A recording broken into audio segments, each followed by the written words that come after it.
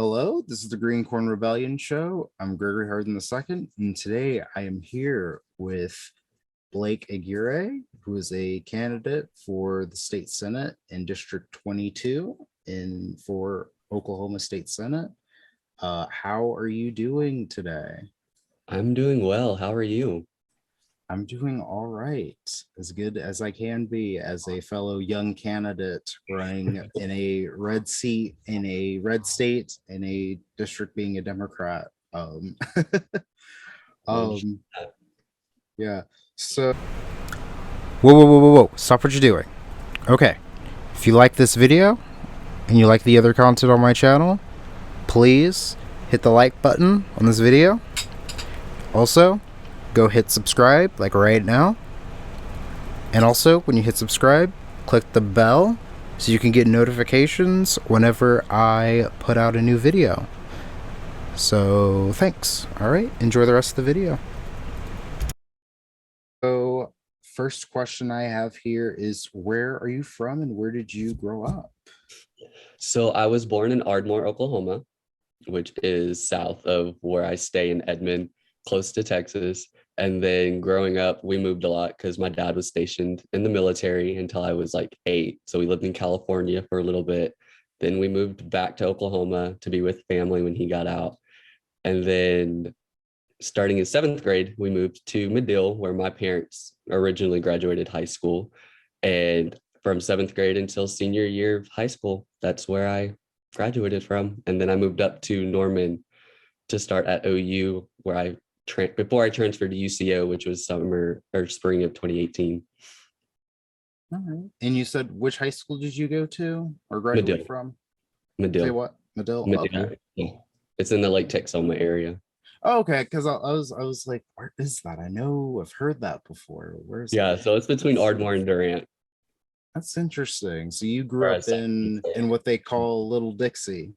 yeah, Yeah, that's cool. That must have been an interesting experience growing up it around is. that area. It is, especially when half the town's related to you because my dad. Yeah, that's something. Yeah. That's but yeah, so what made you want to run for the seat? So I was originally going to run for House District 39 because my current state representative took responsibility of unemployment in Oklahoma during the pandemic in 2020, but he was not doing a very well job because constituents were calling and no one was answering the phone in his office. So they had to call other representatives, even if that person wasn't their representative, in order to get an answer or get a response. And my mom happened to lose her job and we couldn't afford her cancer and heart medication. And so it was only my dad working at the time. And I was like, you know what? I know he may not help since we're on different sides of the aisle, since he's a Republican and we were Democrats. I was like, but try calling our state representative. Well, she tried, didn't get an answer. And she had to talk to unemployment for 6 weeks and still didn't get anywhere with the person she was talking to. And so I was like, okay, you know what? I'm a intern for State Representative AJ Pittman and Representative Bell. And I was a fellow for Kendra Horn's reelection campaign. So I was like, you know what? Let me try to talk to them to see if they can do something. And once I got in contact with Kendra Horn's people, we had a phone call back from a supervisor from unemployment within 24 hours because my mom also tried calling Governor Stitt's office and all they said was, well, there's nothing we can do. And I'm just like, you're the governor's office and you can't do anything to help a constituent. And so I talked to an executive assistant that used to work for Senator Brooks before she decided to run for the House. And she's the first person that I talked to about running for Senate. And since the Latino caucus was finally formed in Oklahoma, the chair, who was Senator Brooks, said that someone running against an incumbent Latino or Latina, they wouldn't support because they want more representation, regardless if it's Republican or Democrat. And so I started thinking, I was like, okay, which one's the lesser of two evil? Is it Martinez or is it Merrick? And so just talking to Merrick during the special election last year when he won and seeing what he's been doing in the Senate, I was like, Martinez is the lesser of the two. Yeah. that's how I decided to run for the Senate, even though I wanted to run for the House to get my feet wet, get the experience. But hey, it's okay. Here we are. It's an open seat now since Merrick lost by almost 1,000 votes, and I have a really good chance. That's interesting. That's it is really interesting though, because Mhm. I and you were a fellow for Kendra's campaign in 2020. What Mhm. was that like back then? Because that was It yeah, go was ahead. it was interesting because that was my first federal office campaign to work on, but that's how I got notarized to be a notary. And then we did some notary events where I got to stamp a ballot for the first time, and I was like, "Whoa, how do I do this?" But it was fun. I got to actually meet her on Zoom, and then got to meet her in person when EDW held an event across the street from UCO for her. And when we met at the Capitol this year for filing, she remembered me by name, and I was like, "Oh my God, she remembers me! Wow!" So yeah, it was something. It's fun. So tell me what it's like, what it's been like being a young candidate on the campaign trail. Oh my gosh. Every time I go to a constituent's house that's clearly older than me, they just give me that look like, are you even old enough? They legit ask me that. And I'm like, right now I'm at the minimum age requirement to run for the Senate. But yes, I am old enough to run. But mostly we've been getting good feedback because some of them ask if I'm Latino. We say yes, and they get excited. And then I've been getting a lot of support as an openly gay candidate for state office. So it's exciting. That's good. That's good to hear, especially because your district is more compared to mine, it's more solidly red.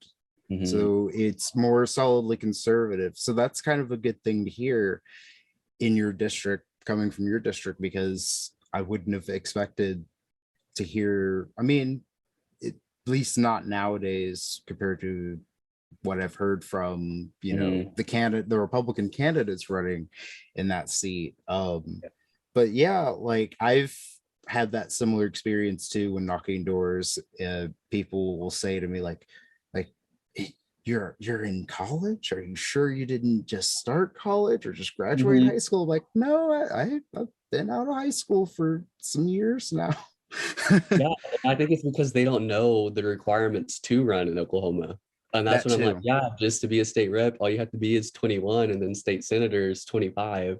Yeah. So I'm like right there to be a state senator. And then I turn 26 in a couple weeks in August. So Yeah, because and that's the other thing too, is even when I tell people I'm 24, they'll say, "Oh, well, shouldn't you be older and running for this? Isn't this like mhm. an old person's job?" Is like, Yep. no, actually, in the state house and in the state legislature in general, it's it's either I think for the most part, it's either you're really young and you're in there, or you're like older and in there. There's very few people who are like 40s to like mid 50s in there. That kind of group is not so much in the legislature. It's usually either people 30 and younger or 55 and older. So it's Mhm. not, and even when it comes to my seat specifically, whenever I was in high school, we elected a 21-year-old UCO student, Justin Wood, to be in the legislature, and he served for a whole 4 years. Mhm. So, young people being in the legislature is more common at the state level, at least, that a Yep. lot of people know. Yeah, And because my friend Arturo Alonso, who yeah, just for House he's District 89, 23. he's 23. Yeah. So Yeah. he's the Yeah. youngest right now. Yep, and he will be I mean, unless there's someone else out there who's younger I than don't think him, which I so. doubt, he will be the youngest one in the legislature next year. And Mhm. that's it's amazing, and it's Yeah. good that we have more younger people in the legislature and getting an elected office. Yep. Because what was it? because I think in Congress, and you look at Congress, there's only one person in Congress who's born in the 90s, and that person just lost their primary. It was Madison Cawthorn. Uh, But and I don't know if someone born in the 90s is going to be able to be in Congress next session, but having people born in the 90s and 2000s finally mhm. entering public office is a good thing. It's about time. Yeah. Mhm. So on your platform, you say you want to increase funding for public schools and raise teacher pay. And you say you also want to make college more affordable. I can relate to that. Mhm. Can you tell me the importance of these things and what ways do you think we could do things in the legislature to accomplish these things? Yeah, so in 2011, when my mom got diagnosed with cancer, my eighth grade English teacher made it her responsibility to check up on me, even though I wasn't in eighth grade anymore and I was in high school. And so, just with that interaction that I've had with her, it really has a special place in my heart for teachers. And I feel like we shouldn't be losing good teachers that actually care about the students, like my eighth grade English teacher, just because they either aren't getting paid enough or aren't getting the support that they need, especially during the pandemic, which is why there was a teacher in Midwest City a couple years ago that quit teaching because they weren't getting the support from the administration. And then there was one, I believe, here in Norman here recently leaving Oklahoma because they aren't getting paid enough. And so I feel like the more funding and more support that teachers get here in Oklahoma would be the less that we lose to surrounding states like Texas just because of the pay. And so I am pro public education. My opponent's pro voucher. And so as long as we get more people that support legislation that's pro public education instead of private institutions, I feel like that would be a step towards getting the funding and the support the teachers need. Because yeah, I know they got a pay raise in 2018, but honestly, was it even good enough for them to have to only have one job instead of two or three to get the supplies that they need for their classroom? I don't think it was good enough. I think they deserve a lot more, especially with everything that they had to deal with during the pandemic. Because with us losing teachers, that's a bigger classroom that one teacher is going to have to get. So, say if a teacher has 40 plus students, that's a student that's not getting that one on one interaction with the teacher that they could get in order to learn. And so, I feel like if we get more legislation to come through for public education, then I'm going to be a definite yes on those bills if I get elected in November. But my opponent, like I said, is pro voucher. So she's wanting to get funding away from public schools to private institutions, which means losing more teachers, more people on unemployment, and possibly more people leaving Oklahoma when Oklahoma is their home. And I don't think that's right. Yeah, like I when it comes to raising teacher pay, the thing that I've been focusing on is just simply the idea of um, building community with with the school system and the schools within the district, because mine's a state house district, so it's a lot smaller and it's more compact than yours. But in mine, it's the biggest high school, Shawnee High School, Right. and the other second biggest district, I believe, is North Oak Creek. And I substitute teach at Shawnee High School, and I graduated there in 2016. And I noticed this while I was in high school that a lot of the teachers I had had just in the last year or two had been leaving. But Mhm. when I became a substitute teacher in 2020, and I looked at the roster of teachers, and there was only 9 teachers that I had had whenever I was in high school there. Even though I was there all 4 years, only 9 of the teachers that I had were still there. I was like, wow, that's a problem, because I didn't have a whole bunch of older teachers that just retired after Yep. I graduated.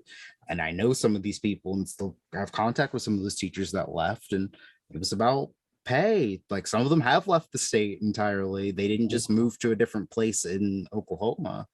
It was they left the state or they left the profession because teaching wasn't enough for them in Oklahoma. And that's like a huge issue. I can't talk to students who are just a few years younger than me and say we all had the same teachers. They had all different teachers than I did. Mhm.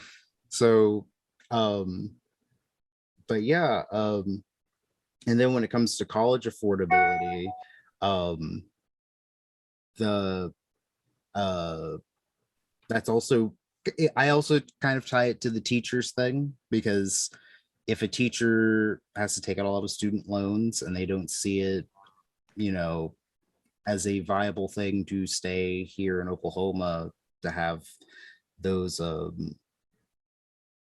have a bigger income to be able to help pay off those student loans or whatever money they had to take out to pay for their education, and they're going to Mhm. leave the state so they can be able to do that and get better pay. And um but yeah, uh Yeah, and I just saw a video from Lane, so she changed her name from Diary of a Blue Dot on TikTok, yeah, and it gave students that were in private institutions a grant of $6,500 that came from the COVID Relief Act.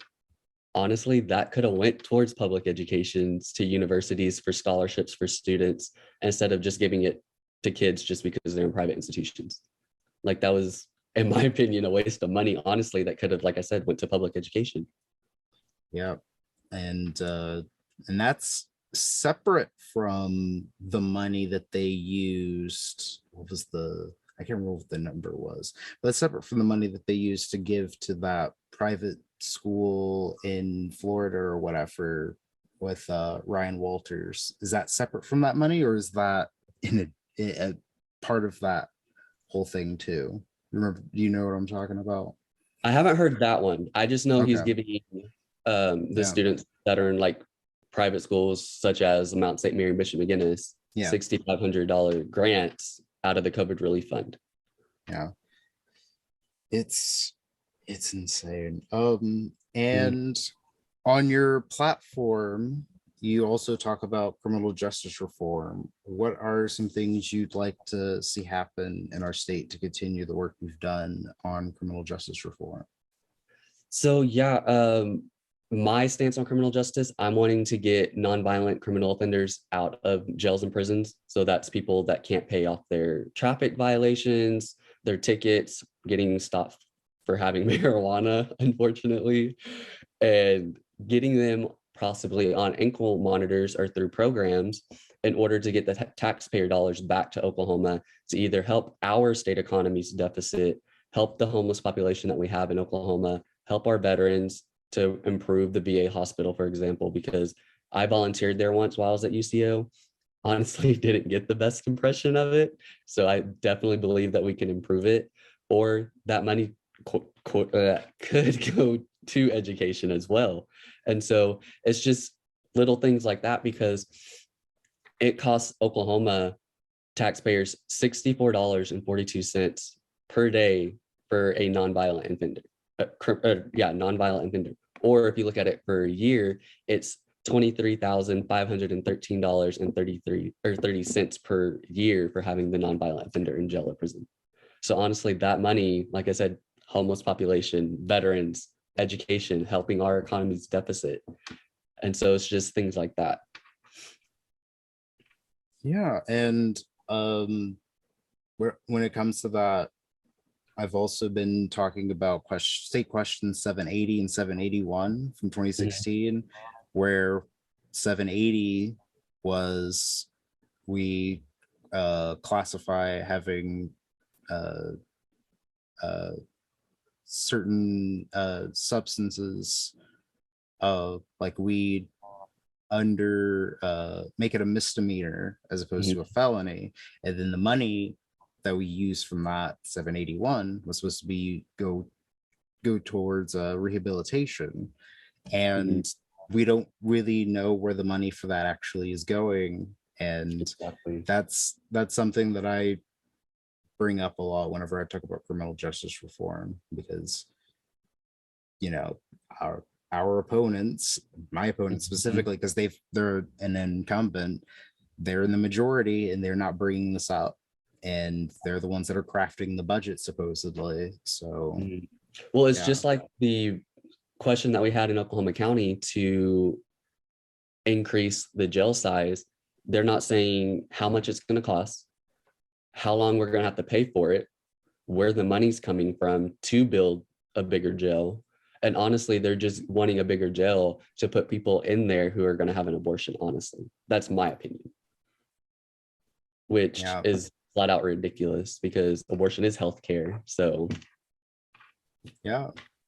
Um, and let's see. You also talk about speaking of healthcare, increasing funding for mental health, healthcare, substance abuse prevention, and you also talk about lowering healthcare costs.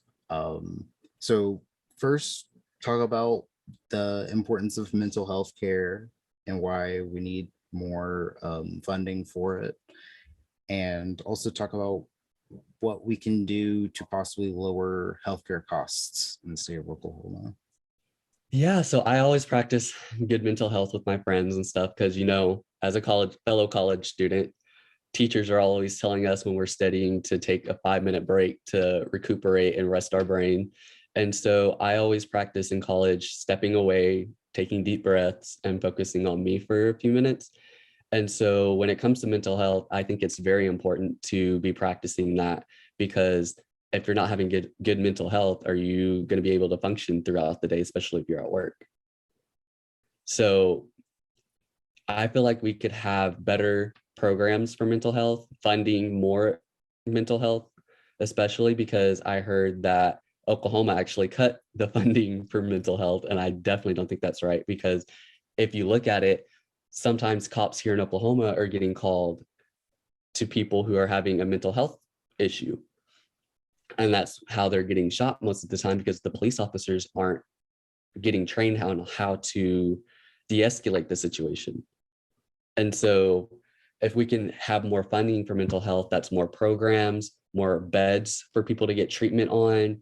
And so I honestly think that we need to have more funding for mental health as well. And my healthcare stance is predominantly for cancer patients because I have a firsthand experience with my mom and grandma getting diagnosed in the same year. Unfortunately, my grandma passed away from it in 2015, but my mom is fighting 2 types of cancers right now.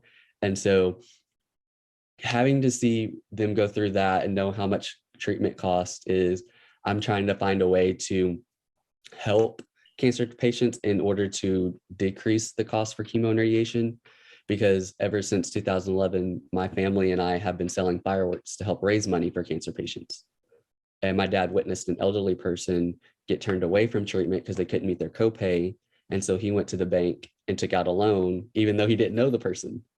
And so that's why we've been selling fireworks to help cancer patients. Yeah, it's the healthcare, and when it comes to the mental health care Mm-hmm. aspect, like you said, with the jails in some counties, I believe in Oklahoma County, the biggest mental health care provider is the county jail. Yeah. And like that's awful. Like you shouldn't have to be able to go to jail just to be able to get health care, or Mm-hmm. only expect to get the proper mental health care you need by going to jail. um Which is another it's reason why we need to expand Medicaid, because I read something last night that once we voted yes and approved state question 802, the voters did instead of the state legislature. yeah. Uh, the state question insured 2,800 Oklahomans that didn't have insurance. And so even if they do have insurance, I also read that that insurance is putting restrictions on mental health care or doesn't cover the cost at all. And so if we expand Medicaid, then that's more people getting the treatment that they need, more hospital beds, possibly more institutions and communities that need it, that don't have mental health facilities, period. And so expanding Medicaid would be a huge positive impact on the state. Yeah. And last question I have here is, what kind of music do you listen to, and who are your favorite music artists? So the type of music I listen to is hip hop, R&B, a little country because I'm not much of a country person. It just depends on the singer. And then I obviously listen to Spanish music because I'm trying to learn more since I wasn't raised around speaking Spanish. Because even though my dad's half, he didn't speak it around me and my brother. And so I did get a minor in Spanish in college, but since my mom's white, can't speak it at home because she doesn't know like a Spanish.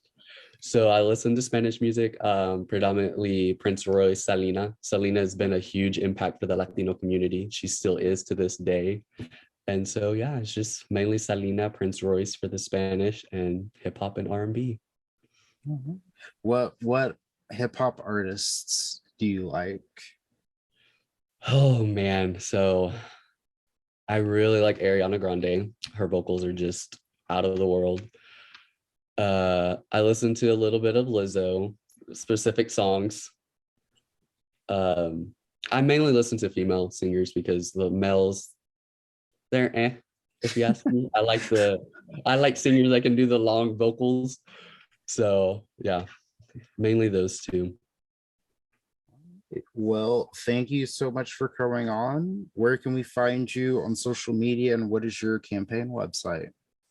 So my campaign website is Aguirre for SD22. That's AGUIRRE, the number 4, SD22.com. And then on Facebook, it's Blake Aguirre for State Senate District 22. And Instagram, I believe it's Aguirre for SD22. I don't really pay attention to my username, but I believe it's Aguirre for SD22. And then Twitter is Blake for Senate. That's spelled out for, not the number 4, like my website. And yeah, All right. Good luck to you. thank you and good luck to you as well. Thanks.